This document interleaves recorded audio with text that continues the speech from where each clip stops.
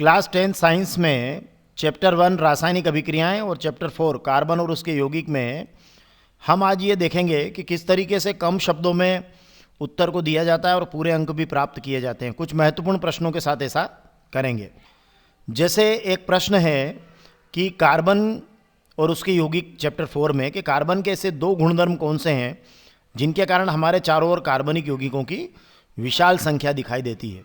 तो बहुत point two point अगर हम बात करें, और हमें वैसे ही करना चाहिए कि कार्बन परमाणु श्रृंखलन, मतलब कार्बन में क्या होता है कि कार्बन परमाणुओं में श्रृंखलन का गुण पाया जाता है। और कार्बन क्या करता है, जो कार्बन परमाणु होता है वो सीधी शाखित या चक्रीय श्रृंखलाएं बना लेते हैं।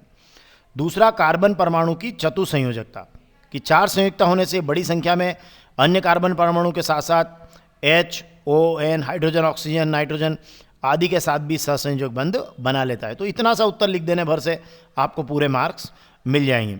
उसके बाद एक महत्वपूर्ण प्रश्न और आता है इस चैप्टर के अंदर कि कार्बन और उसके यौगिक का अधिकतर उपयोग ईंधन के रूप में क्यों किया जाता है। तो डेफिनेटली किसी का उपयोग अगर ईंधन के रूप में होता है तो वो ऊष्मा देता होगा जलकर, और अच्छी खासी ऊष्मा देता होगा, ठीक है, और उसके साथ साथ उसका कुछ ज्वलन ताप होता होगा और उसका जो दहन होता होगा वो कंट्रोल्ड होता होगा।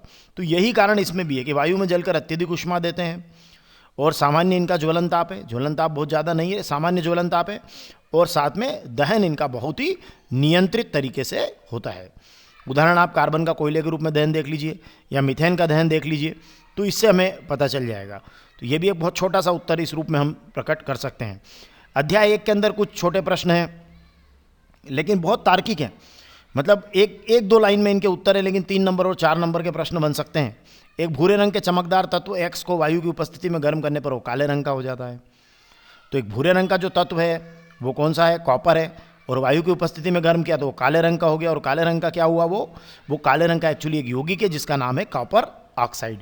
अब देखिए, जरा सा उत्तर लिखना है, कॉपर लिखना है और काले रंग के यौगिक का नाम कॉपर ऑक्साइड लिखना है। 3 नंबर का उत्तर है। चलिए आगे बढ़ते हैं। जैसे संक्षारण और विकृत गंधिता पर एक एक उदाहरण के साथ टिप्पणी देना है। तो बहुत सरल है, मतलब आप इसको जब भी आप लिखेंगे तो बहुत आपको सरल तरीके से लिखना चाहिए, सिंपली लिखना चाहिए संक्षारण के ऊपर, क्योंकि अब तो ये चैप्टर 1 में है। तो संक्षारण में जब भी कोई धातु अपने आसपास अम्ल, आर्द्रता आदि के संपर्क में आती है तो उसकी ऊपरी परत क्या होती है, नष्ट होने लगती है, ग्रेजुअली ईटन होने लगती है, अर्थात संक्षारित हो जाती है। तो इस प्रक्रिया को क्या कहते हैं, संक्षारण कहते हैं। जैसे लोहे पर जंग लगना, ठीक है, ये उदाहरण हो गया आपका, ठीक है, एक उदाहरण देना था। संक्षारण से बचाव के लिए क्या कर सकते हैं, ये भी आप इसमें लिख सकते हैं अगर टिप्पणी के रूप में लिखना चाहें तो, कि धातुओं पर पेंट करना, यशद लेपन करना, मिश्रातु बनाना आदि इसके उपाय हैं। दूसरा एक महत्वपूर्ण प्रश्न है इसमें कि विकृत गंधिता किसे कहते हैं। ये दोनों साथ साथ ही आएंगे अगर पहले चैप्टर में क्वेश्चन आया तो विकृत गंधिता क्या है कि तेल या वसायुक्त खाद्य पदार्थों को अगर हम लंबे समय तक खुला छोड़ देते हैं, हमें पता है, तो वो क्या होते हैं, उनका स्वाद और गंध बदल जाती है। इसे विकृत गंधिता कहते हैं। एक्चुअली ऐसा क्यों होता है, उनका ऑक्सीकरण हो जाता है। बहुत महत्वपूर्ण बात है, ये लाइन आपको लिखना चाहिए, उनका ऑक्सीकरण हो जाता है लंबे समय तक खुला छोड़ने पर।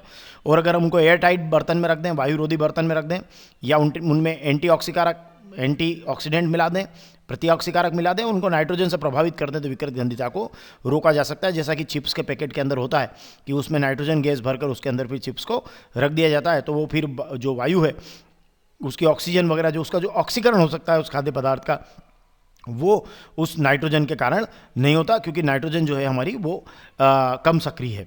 अच्छा, चलिए देखिए, तेल या वसायुक्त खाद्य पदार्थों को नाइट्रोजन से प्रभावित क्यों किया जाता है, ये प्रश्न अलग से बनकर आएगा, है ना। तो जो यहाँ से मैं बात कर रहा था वो यहाँ है कि जैसे चिप्स की थैली में से ऑक्सीजन को हटाकर नाइट्रोजन भर देते हैं, नाइट्रोजन कम सक्रिय है, उसके कारण चिप्स का ऑक्सीकरण नहीं होता और वो लंबे समय तक सुरक्षित